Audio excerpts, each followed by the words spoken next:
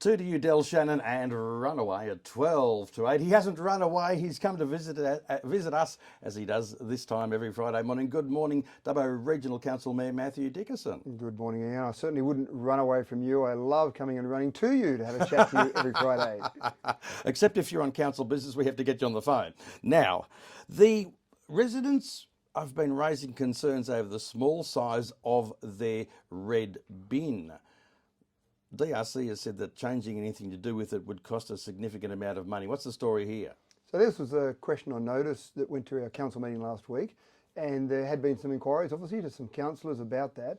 And a couple of things there. One is we're halfway through a 10-year contract. The contract that was first let for the 3 bins that we've got at the moment was done a few years ago. And at face value, 10 years does seem like a long contract. I wasn't involved in that. I'm not sure why they went for 10 years, but it does seem like a long time. But if you do change any contract during the contract, then obviously the contractor has every right to say, well, you're now causing changes to our plan, so I can charge you a significant sum of money, because they're assuming that they're going to have that contract for 10 years. So that's step one. If we did make changes, it would cost a fair bit.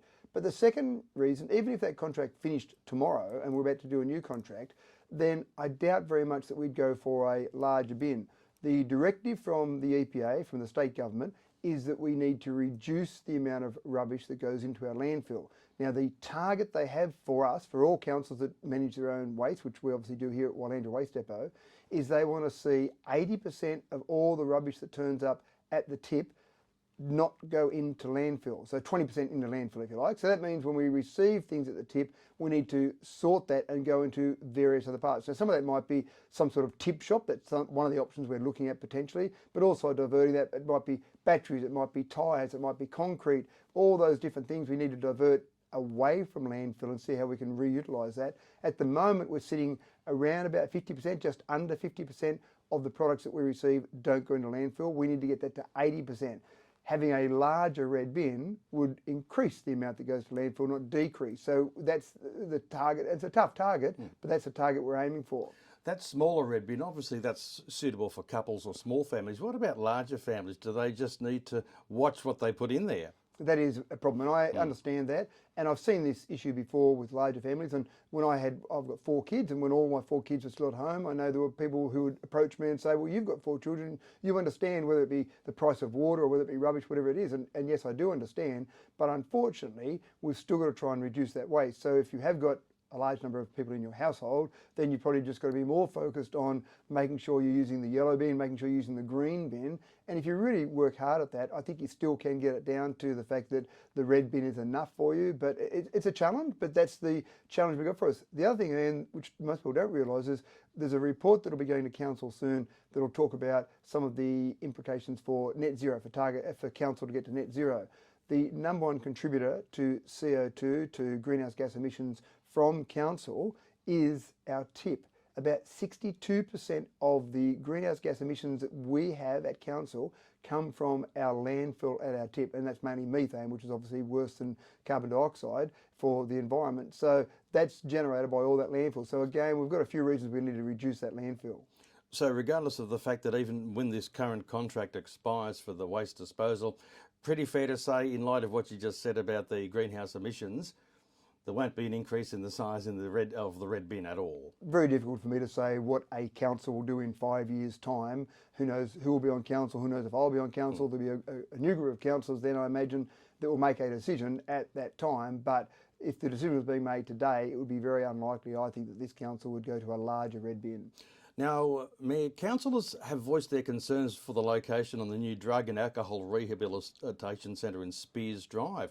What's happening here? This is a really tricky one. State government controls where that will go. Council doesn't. That's right. And one of the things that's really important, it was actually mentioned at the council meeting last week, about staying in your lane. Now, there's lots of people that approach me and councillors about a whole range of different things that are way outside council control. We can't solve every problem, we can't control everything, and there's lots of things that are responsibility of state and federal. So for example, income tax, the Reserve Bank interest rates. I mean, lots of people would love to be able to change the Reserve Bank interest rates, and even the federal government can't click their fingers on that one. Matthew, it was too cold this morning. Can you do something about that for me?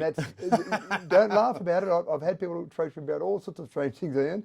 The hospital system, the policing, a whole range of things. Now, the drug rehab the process there for that drug rehab is entirely within the hands of the state government. The location is entirely within the hands of the state government. So we can't control it, we can't dictate where it goes. What we can do is we can make representations on behalf of the community. So the resolution from council was to express the community dissatisfaction with the location and to offer to work with the state government if they want to use our skills and our resources to help find a better location. We're making that offer to them to say, we'll certainly help you find a better location. Ultimately, we don't make the decision though, unfortunately. Do you think really that representation will make any change to their thoughts? It's a difficult one to say. There's a process that they will go through. The department that's putting that there has made their decision based on their criteria. Again, all we can do is say, here's a representation that's officially from the community, council delivering that on behalf of the community. So again, I suppose the thing that I've got to stress here to the community is that we can make that representation. We can't change the decision. And that's the really difficult part. As much as we can jump up and down, we can say, please change it, we can send letters off, we can be on a radio station like 2 and say, please change it, we don't make the decision, and that's the really tough part. Now, the motion for a Dubbo Crime Summit was defeated at the meeting, so look, crime levels in Dubbo don't warrant a summit, or there's nothing unique about it? Probably a few things there. One is that same point, that we don't control crime, we don't control the policing, we don't control the sentencing laws. These things are controlled by the state government. And the crime summit, there was certainly some discussion around that whole idea of a crime summit. Is the crime at a level that is demanding that we scream out across the state and advertise to everyone in the state, gee, crime's so bad here that we need to have a crime summit, and then suddenly our tourism industry collapses, our hospitality industry, all our cafes are now empty because no one wants to come to Dubbo because, gee, the crime must be so bad. If you look at the Boxar stats, and one of the frustrations with Boxar is that the data is lagging what's happening on the ground. So for example, at the moment, the most up-to-date Boxar stats are the end of December. We'll get a quarterly report or a quarterly update that goes to the end of March sometime this month, hopefully not too many days away, maybe another week away before we get that data. But again, it does lag, but that's what you can base it on. And when I look at those Boxar stats, it depends if I want to be nice to Dubbo or horrible to Dubbo. I look at some categories and I say, look at that, there's been a 30% reduction, a 40% reduction in that crime category over 2 years or 5 years. And I can look at other stats, other categories, and I can say, look at that, there's been an increase in crime. It's all terrible. So it really depends on the message you want to send. One of the things that I do look at, though, when I look at those stats is the types of crimes. And the crimes that we seem to have in Dubbo are opportunistic crimes. Steal from a motor vehicle, steal from a house. You leave your car unlocked, leave your wallet in the front seat, you're probably going to get it stolen. But I don't think that's just Dubbo. I think that's pretty much anywhere. Lock your car, lock your house. Just make sure you're not making it easy for criminals to do the wrong thing. But at the same time, when I look at some of those stats, when I see serious crimes like murder, like drug trade, some of these ones that are very serious crimes that I don't want to be the victim, I don't want to be the victim of any of crime, but some of those really serious ones, Dubbo is actually very low in those. And again, we see the incidents in Sydney where people walk out of a gym and there's a gunman waiting for people outside a gym. I don't feel unsafe when I walk outside a gym in Dubbo. I feel unsafe that maybe my heart's been working too hard, but not that there's going to be a gunman sitting outside the front. So it's about those types of crimes. So councillors in the end said, no, there's no point to a crime summit. Let's keep working with the various agencies, which we do anyway, to see how we can facilitate those agencies talking together. Now, Matthew, councillors have also elected to raise the annual fee payable to themselves and to yourself for the financial year beginning on the 1st of July. Councillors will receive $26,070 per year fee, and the Mayor will receive $64,390.